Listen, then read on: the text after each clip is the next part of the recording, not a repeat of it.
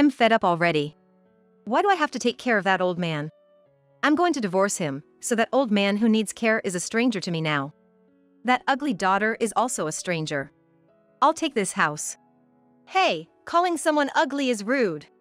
My two sisters and I, who were worried about our elderly father's sudden remarriage. Our bad feeling was right on the mark. My name is Heather. I'm a 39-year-old housewife. I have two older sisters.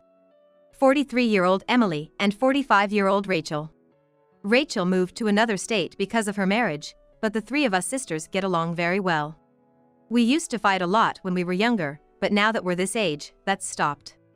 Above all, we were able to unite and stand together, so you could say our bond has grown even stronger. That unity was necessary for taking care of our father. It's been 3 years since our mother passed away due to an illness. Initially, our father, who was quite depressed and couldn't do anything for himself, became our responsibility. As a result, I, living nearby, along with Emily and Rachel from afar, began to visit our family home frequently. At first, we would console our depressed father and help him with housework, but we realized that wouldn't do.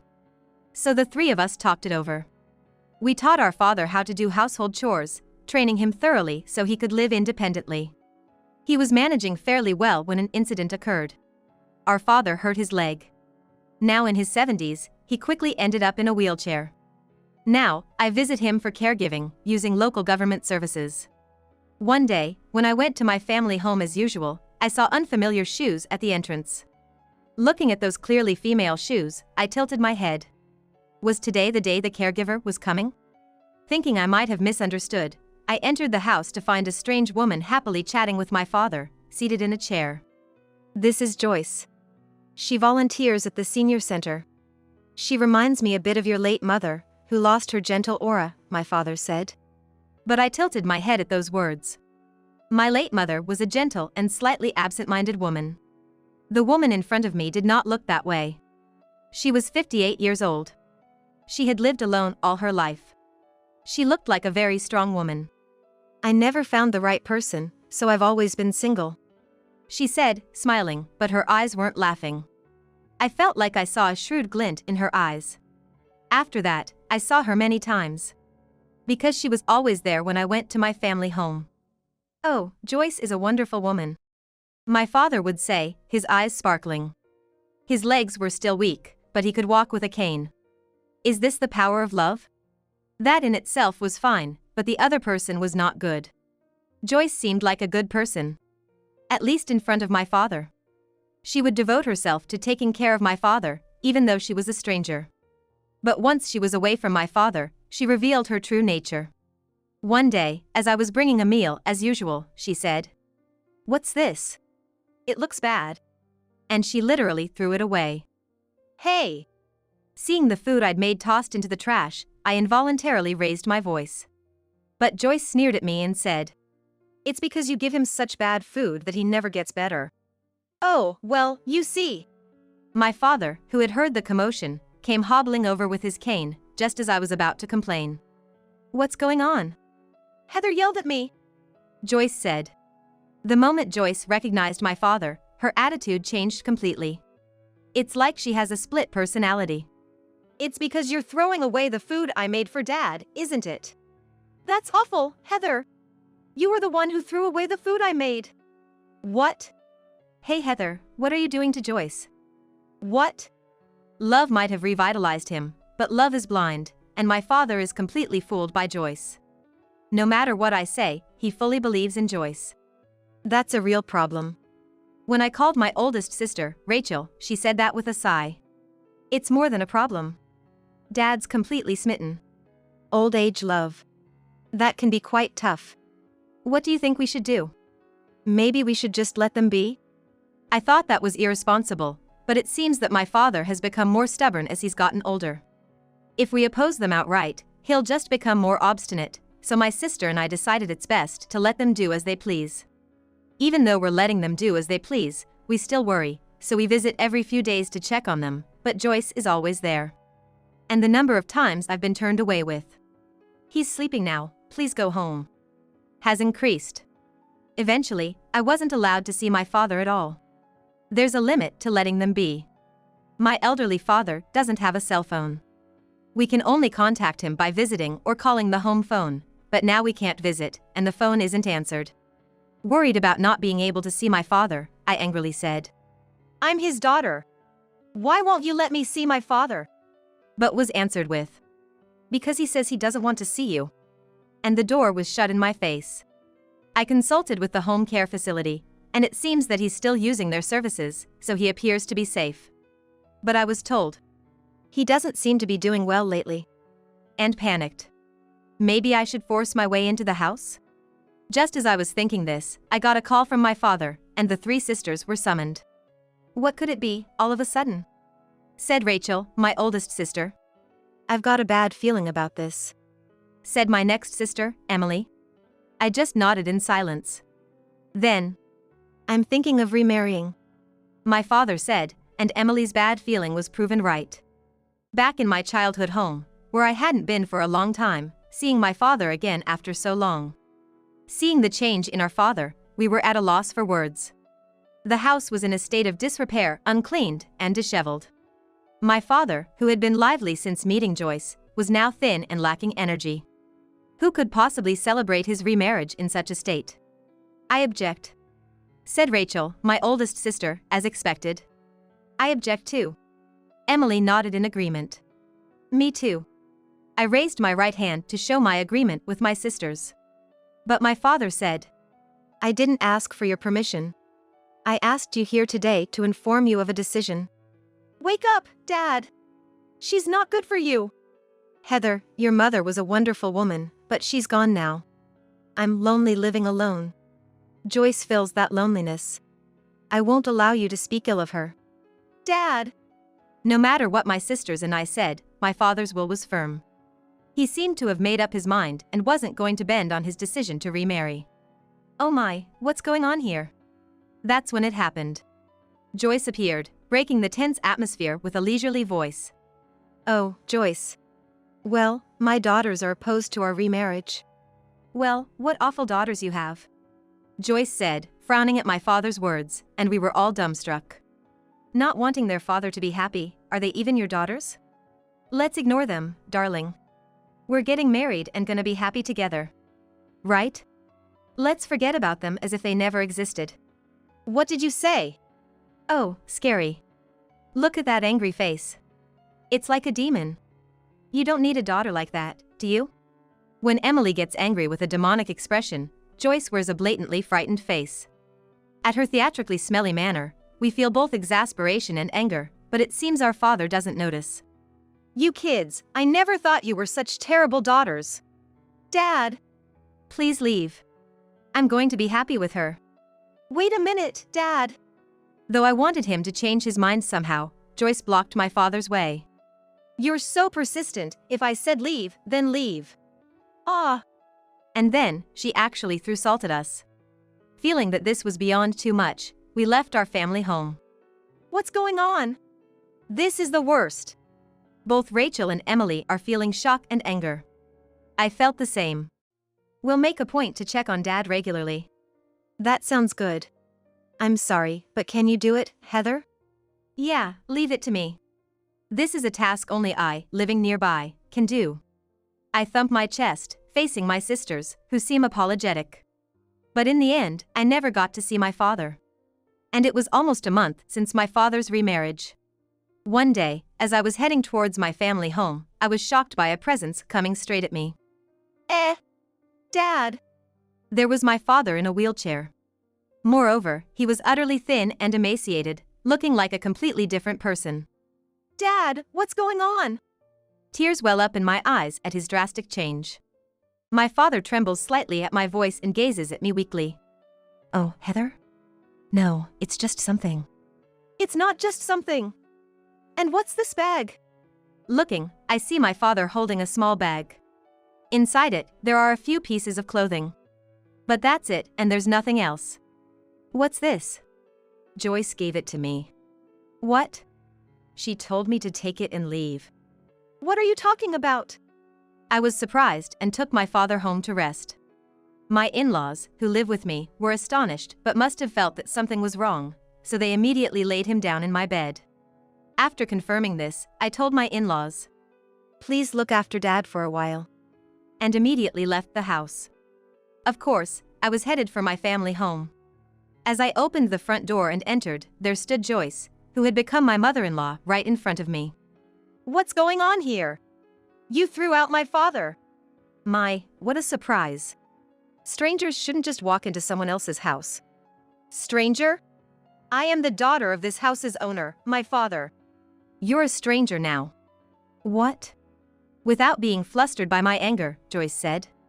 Why should I take care of an old man? That's just unthinkable. I'm divorcing him, so that old man who needs care is a stranger now. What? And while we're at it, you ugly daughter are a stranger too. I'll take this house.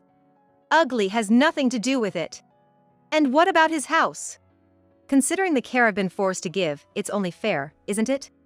Care? You've only been remarried for 1 month. You plan on taking this house for such short-term care. 1 month or 1 day, care is care. I'm fed up. With that, Joyce let out a deep sigh. Okay, if you understand, please leave. Stranger. Hey, wait! Yelling, I was pushed out by Joyce with incredible force. Finally, she brought out the salt again, so I hurriedly fled from my childhood home. The front door slammed shut behind me. Oh, I can't believe this. When I got home, my father was asleep. He seems quite tired. And it seems he hasn't been eating properly, so he devoured the quick porridge I prepared. Saying this, my mother-in-law looked at my father with concern. Probably, that Joyce or whatever didn't even feed him properly. Really? When I called the home care facility, it seemed Joyce had unilaterally refused home care. We heard about the remarriage and that the daughters agreed. The puzzled-looking caregiver said. Blaming her would be harsh, wouldn't it? After confirming the facts, I called my 2 sisters. I can't forgive her. We won't forgive her. Shall we do it? My sisters both answered my question with, let's do it. Then, let's do it. I think what Joyce is doing is illegal. She needs to learn a hard lesson. So what should we do? This is what we'll do. I'm home. I'm home.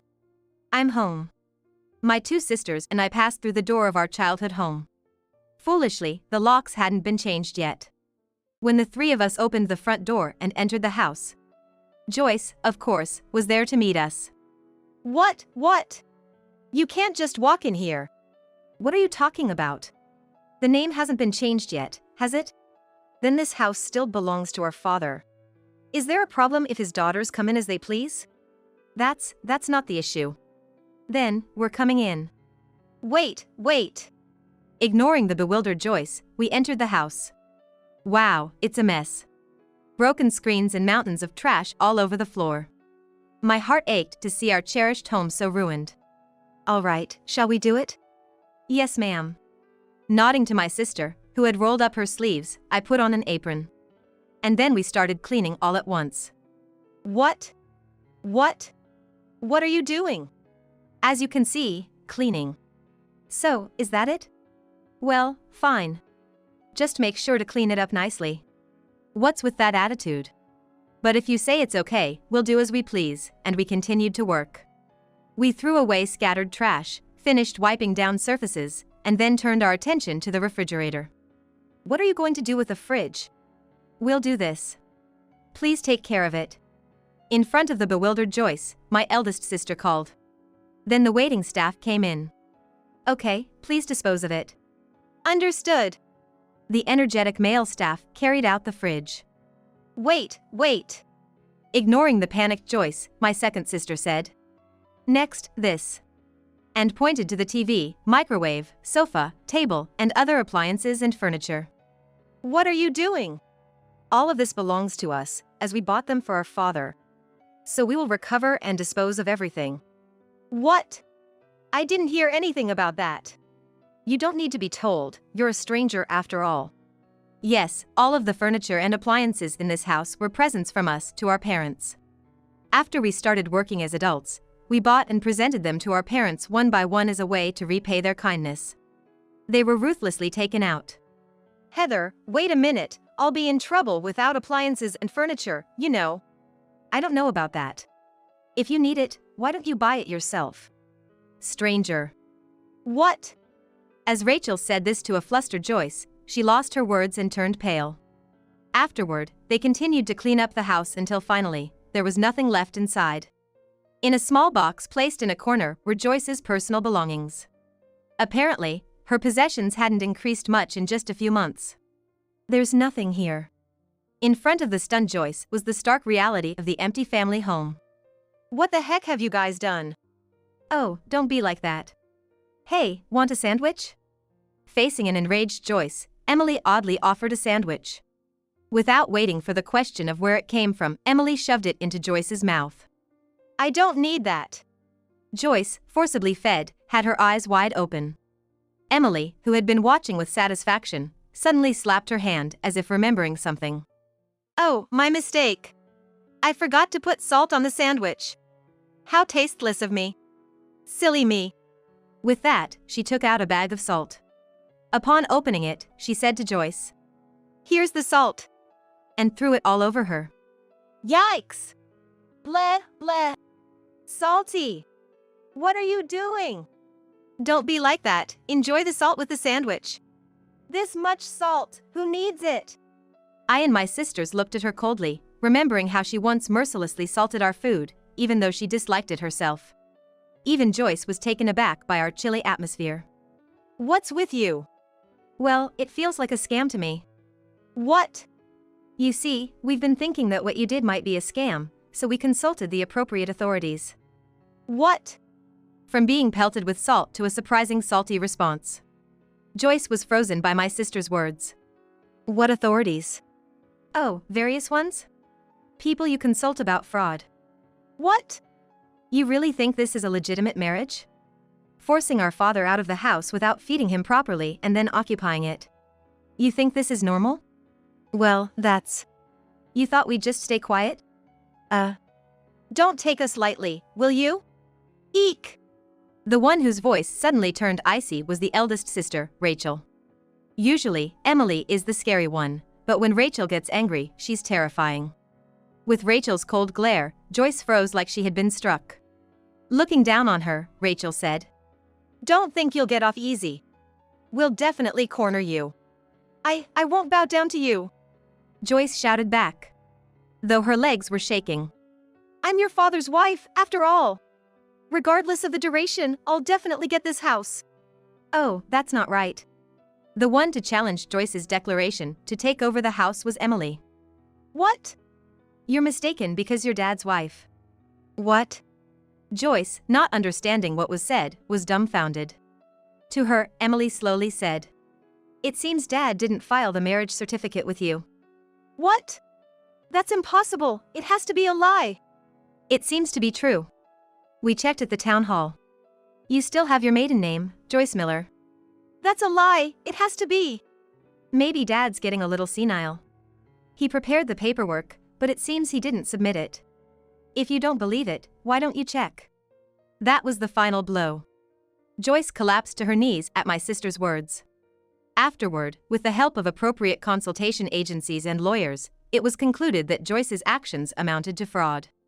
Moreover, it turned out that Joyce had been married several times, conning her partners out of money and property before divorcing them. Most of the victims were elderly, and she was targeting those with diminished judgment in her despicable crimes. In Dad's case, our presence as daughters seemed to have hindered her, so his life was not endangered, but it was still a dangerous situation. We were relieved that the worst did not happen. Joyce was arrested when numerous past crimes came to light. Apparently, she was wailing at the moment of her arrest, but it was a case of you reap what you sow, or she got what was coming to her. She should regret it as much as she can. My father has moved into a nursing home. It's because there were various symptoms that seemed like dementia, such as forgetting to submit the marriage certificate. Luckily, we didn't have to wait long, and there happened to be an opening in a good facility. I hope he can spend the rest of his life in peace. With that wish, we three sisters, Heather, Rachel, and Emily, watch our sleeping father. By his bedside, there's a picture of our smiling mother.